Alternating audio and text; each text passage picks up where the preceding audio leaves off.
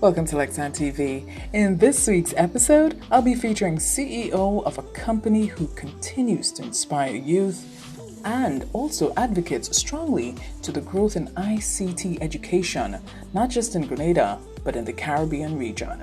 Stay tuned for my conversation with Chad Fraser, CEO of Sonova. Introducing Color by Sissons. Color by Sissons. Color by Sissons. Color by Sissons. Color by Sissons. Color by Sissons. Welcome back, and for today's episode, as promised, I have with me a true trailblazer, even though I know he's probably not 40 as yet. He is blazing the trails. I have Mr. Chad Fraser with me today on the show. He is the CEO of Sonova, and Chad is going to talk all about his fantastic journey. He's going to get to share that with me and you right now. Chad, welcome to Lexan TV. Oh, thank you for having me, Lexan. Thank you so much. Absolutely a pleasure being here. Oh, you're welcome, and thank you for allowing us into your space as well. Oh, this is home. This is a home for anybody, all the innovators like I yourself know. doing this incredible job, capturing all these stories. Absolutely. First of all, I have to say congratulations, man. I didn't realize you are heading for a decade. You've been doing this for 9 years. I cannot believe it. Congratulations. Thank you. Nine important learning years, 9 years of really just getting to understand entrepreneurship in Grenada and creating that where we are today. Yeah. It's a pretty incredible journey. Listen, excited to tell you guys about and it. you ought to be proud and you ought to be excited. Yes. And listen, I know our paths crossed. I know before we started rolling the cameras, you had to refresh my memory a little because I met you when you were actually part of a band. Yes. You were the man with the trumpet. Yep. Yeah. Yep. Very talented guy, by the way.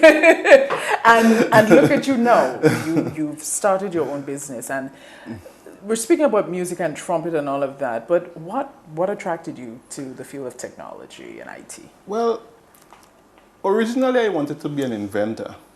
Wow. So in primary school, secondary school, I took up the sciences. I was really good at the sciences, math, and technology.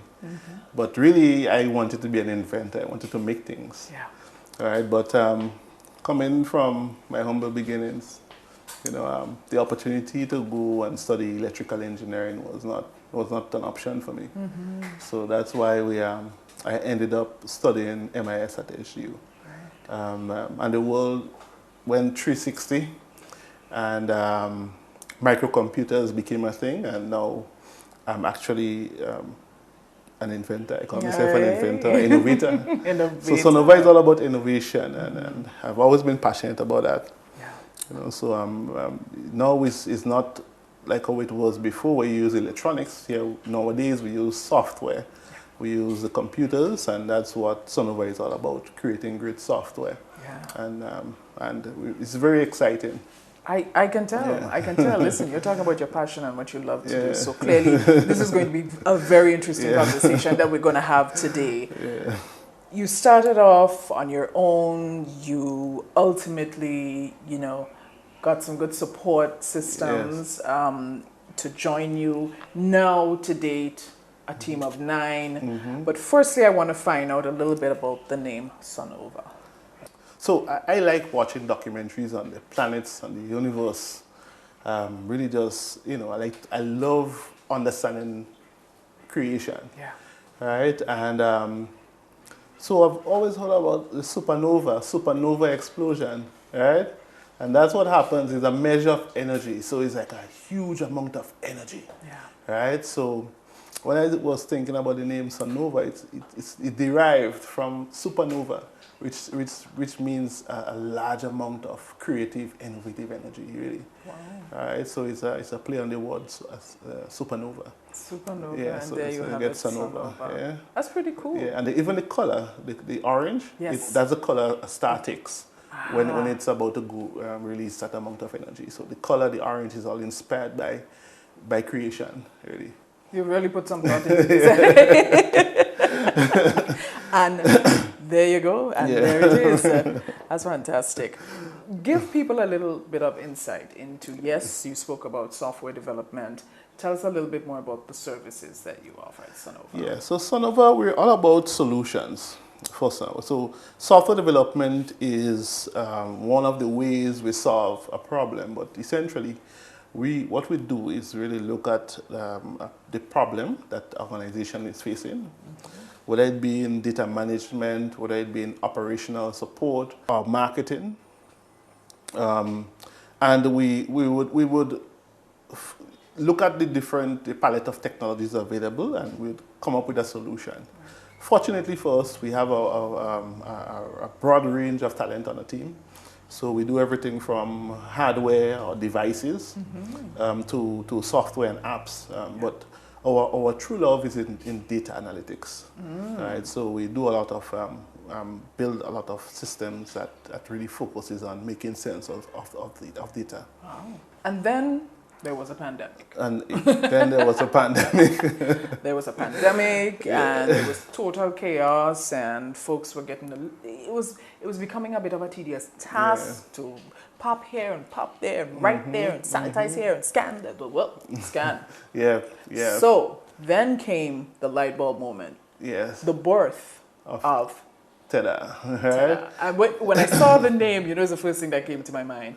Ta-da! Right, everybody's jazz hands, That's fantastic. So tell me about it. So Ta-da, actually, the Minister of Tourism, because Grenada was looking at reopening.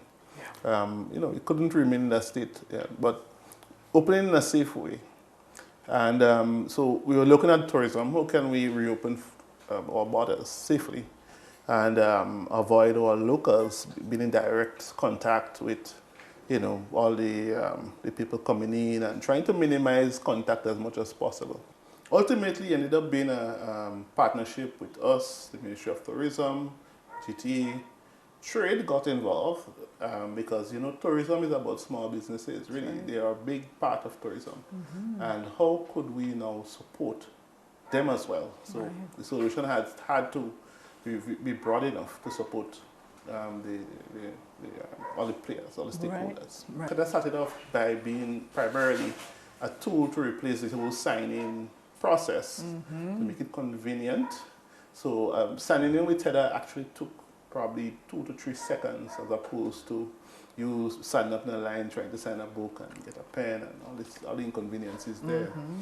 But and ultimately what it did, it allowed businesses to be able to harness that check-in and give them an opportunity to re-engage those customers. So the customers, once you sign in, you could follow that business. That's right. So now when you're at your home, you can now consume and engage with those businesses. Yeah.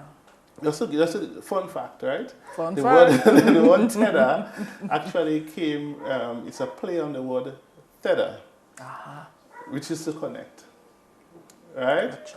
So it's really simplifying that word, and it's all about connecting businesses to the people, and people to the businesses and the services that they really enjoy, even in a lockdown situation. Right. So now TEDA has evolved and really is playing its part in serving the small businesses. So a small business can go on there, they can create at their store, they can create a full e-commerce experience for the customers. Right. So in addition to having your products available in the app, you also get a web store. So you can engage persons online. Those visitors who engage with here, you can share your content online, and they can buy your products, and the money goes straight into your local bank account. Awesome. So it's really just tying it all together with that e-commerce experience.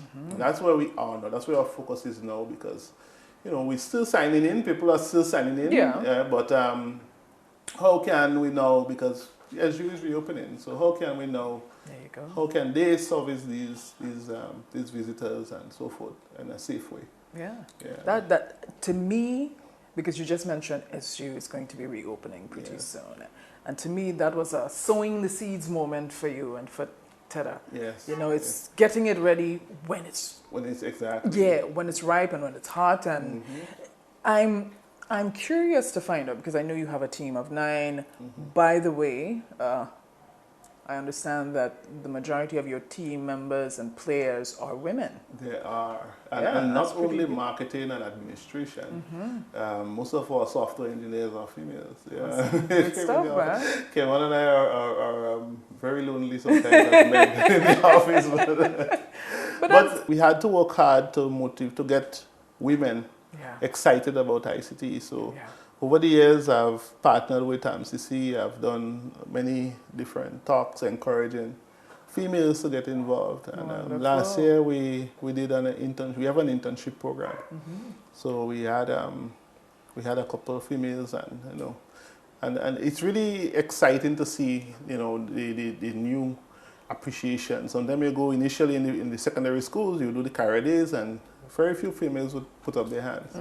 By the time you get to TAMCC and we keep doing what we're doing, we're seeing more interest in ICT with the females, and they're actually picking software development, which is interesting. Hey, listen, let me tell you, in case folks haven't noticed, and in case, there are a lot of young people who haven't noticed, this is the way to go. This is the direction of the world as we know it. Things are evolving and things are moving, and now everything is in front of your eye, in your palm of your hand.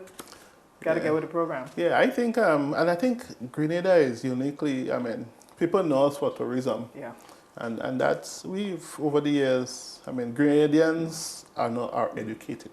Yes. It's not like before where you find few software developers in Grenada. We have a lot of young people who are very excited about it, and they want the opportunity. And that's how I started Sonova, by the way.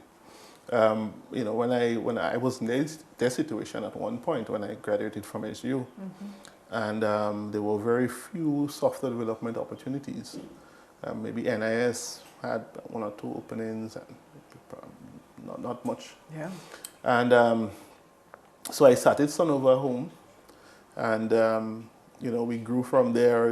Getting new clients, and also there was a culture mindset that there was a lot of education, letting people have enough confidence in local software development. That was a task in itself. And then I remember someone told me at one point they would never have a local software company. That's when we were just starting a young company. And over time you saw that change, but it was a lot getting over. To get people to have enough confidence. So the early customers, I think, we still have good relationships. They're the ones who really had confidence enough to have us build and have something to show. But now things are changing. Students who went to school with me are now in management roles, and they understand the need for the systems, one, but also they understand that we have talent, we have the local capacity. That's right. So things really changed, to be honest, and I'm very happy that now, sometimes I walk out here and I see people programming, and it just brings a smile to you. Just knowing that, that's wonderful. That's wonderful. There must have been, you just mentioned a moment when someone said they would never use local. Have you had any other moments such as that? That really tested you? It tested you to the point where you said, boy, Chad. Yeah, what you doing? I wonder if I'm doing the right thing, boy. There are many. You would trust me, man. It's God. I'm a Christian. I have over the years been practicing faith, and that really saw me through, because apart from just the confidence, people we had to get over that as well, but people would pay a foreigner 4 times what they would pay you and expect more, right? And that's something that we had to deal with here, and it's serious, man. Because you have young people go out and study and come back and want to make Grenada their home. to really do something here to make. I mean, I have kids, so in the other generations to come, they could have something to see. There is a software company. You could be a software engineer, and it's sometimes discouraging when a foreigner could get a big project and be able to go back with a good sum, and then you know. You really have, don't be shy. Say it. Say it. You know, for the local, you know, he's like we don't have money, you know. Yeah. So and so it's tough. That to me, that's one of the major challenges facing software companies. I'm not the only one. I mean, there are other software companies on the island, but we all face the similar problems of you know, just people not willing to pay local what they would pay a foreigner, a white man that comes in. Yeah. Tough reality indeed. You're watching Lexan TV. We'll take a commercial break and we'll be right back after this. We talk about food security. What's about information, IT security?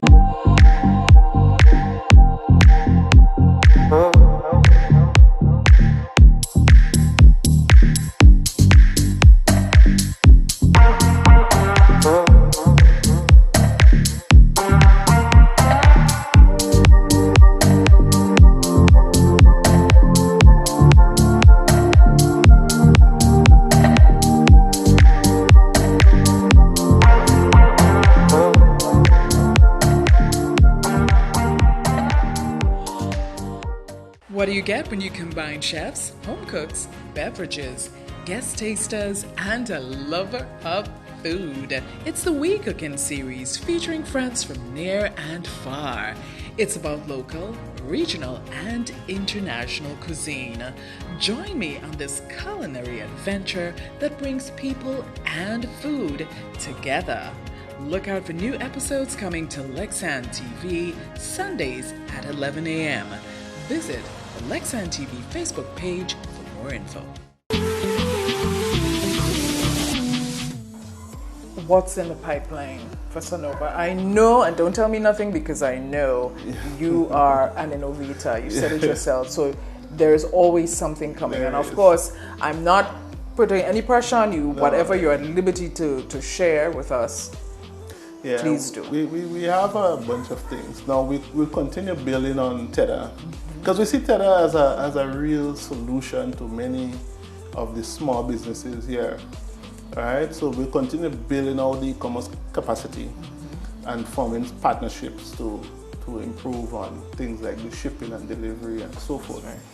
But then payments is a problem in Grenada. So with Tether, and we have something in beta testing now with a few Tether sellers called Sonova Pay, where we facilitate the entire pipeline, from collecting data, collecting the card payment to getting the monies onto your account. So we try to make this process very streamlined for the small businesses. And then I've always been passionate about agriculture. Nice. Always been, and I am a farmer. I can officially say that as well. And but you know, agriculture has a lot of very unique challenges to the region. Most of the innovation that goes into agriculture happens in the more developed countries, and the scale that we're at, I mean, they wouldn't focus on solving our problems here. We're too small. So we are. We've come up one of the biggest problems, well, two: perennial larceny and the lack of mechanization, automation on the farm. And then so we're now having discussions with the key stakeholders, the Ministry of Agriculture and so forth, to look at. We actually have a design and the entire platform ready of a solution that would really help to address firstly the perennial larceny issue that we think, utilizing key technologies like artificial intelligence, where we look. So it's similar technology that's used in self-driving cars and so forth, where we do image processing, advanced image processing, and so forth. So we are going to build out a solution that we think would we're hoping it will solve the perennial larceny and crop damage issue. Also, on top of that, that will all be running on top of something we call AgriNet. It's an agriculture network. It's a special network designed to work with sensors and small implements that could be used for automating a lot of the things like irrigation and so forth. So keep case in point, right now most people irrigate on a schedule. So you water in the morning, sometimes water during the day, and if you have a timer, it goes off no matter what. Right. All right, but really to make best use of the water resources and so forth, when we see climate change happening, the best approach would be to actually water where it needs to be wet, where it needs watering. So actually having sensors that would monitor the soil moisture levels and put in water where water needs to go, really. Yeah. So if rain's coming, there's no need for a sensor for a timer to come on. Right. All right. So the idea is to really we're passionate about it. I mean, I've always been excited about Internet of Things, and that's one of the applications that we think we could really, really play a part in. So agriculture would be the next thing that we would invest in some time in developing solutions for. And we'll be patiently waiting. Yes. Listen,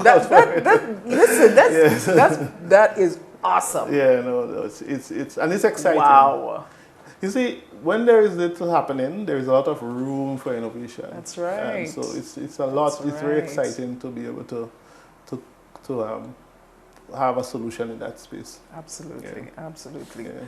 Before we wrap up, I know you've had a long day, and I know soon enough daddy duty is going to be calling. Chad, where do you see the future of IT, not just in Grenada, but in the Caribbean region? So I will give you two things, right? I will tell you where I would like it to be. Yeah. Right? And I would also caution based on what's happening, right? So I would like the Caribbean to not only be consumers of IT. All right, I would like us to be creators. I would like us to be innovators. I would like us to be leaders in IT. Because, you see, we have some unique situations that put us in a position to really innovate. We have constraints to work with. We have hurricanes to deal with. We have a size to deal with, right? So we have a lot of constraints that should birth innovation. All right? Right, so that's why I would like us to be. Yes. Right? Yes. What's happening, however, is that we're consumers, all levels. All right, so you would even the bigger. So a lot of the governments in the region, for example, have their emails in Google. Use Google and Microsoft for most of it. And we talk about food security. What's about information, IT security? Yes. Because now, just like with food security, something happens out there, people can't eat. No, most of the operations of most organizations depends on ICT, so it's as important, I think. That's right. Right. So, I think looking at it from even from a national security perspective, just like how we think about food security, we should think about us having all our data, us having all our infrastructure, all the software that we consume being imported. What does that mean for our future? Right? So I would like to see, so that's I think if we continue down that road, we would remain consumers, and the opportunities for the regional and the locals to innovate and have use made of the innovation, we would limit and we would turn off a lot of the young people if we don't create the room for them. That's right. Right. So I think what I caution is that we start thinking strategically about how we approach ICT, not only from a consumer perspective, but how can we build capacity. And I think we were already beyond building capacity, right? I think we know at the point where we have a lot of people, a lot of Grenadians, a lot of Caribbean people who are capable. Yeah. There might be specific areas where we're lacking. So, for example, there might be maybe security, right? But that's one minuscule aspect of it. So maybe we import those things that we need and we build capacity in those areas, but we need to start really consuming capacity, regional capacity, so that we could secure our future. And I think that's very important how we move forward as a region. Well said, sir. We will now vote you as the head of Caribbean. No, I'm just but that is amazing. I was totally consumed, and I can tell my cameraman, I don't have eyes behind my head, I can't see him. But I can tell you, my cameraman in front of me, or just diagonally, yeah, he was just totally blown away by what you've just expressed. And I think the world is your oyster, man. I think you're onto something that is going to be fantastic and out of this world. Just keep pushing. Just call Lexan TV whenever you're ready to keep us in the loop. That's all I'm saying. Yes, keep us in the Sonova loop. I appreciate you extending your platform. And, thank you. You're welcome. You're welcome. We will continue. I mean, absolutely, and all the best. All the best for your future, and congratulations again for never giving up, and just keep trotting on and keep pushing. Hey, listen. I really see big things coming out from Sonova for the next couple of years, Chad. Thank you so much. Thank you very much for joining us today, and all the best. All right, thank you. Do we do a fist bump? Yeah, we're still in the fist bump. And we distance. Distancing. Thank you again. All right, take care. Well, folks, that's the episode for today. Certainly hope you've enjoyed it. Don't forget to like, share, and comment today. And don't forget to support local businesses 100%. Sonova, I've just been chatting with the CEO, Mr. Chad Fraser. Do visit their website sometime, learn some more about the company, and continue supporting our own. Until next time, this has been another great episode right here on Lexan TV, where it's all about life. Take good care. Bye-bye.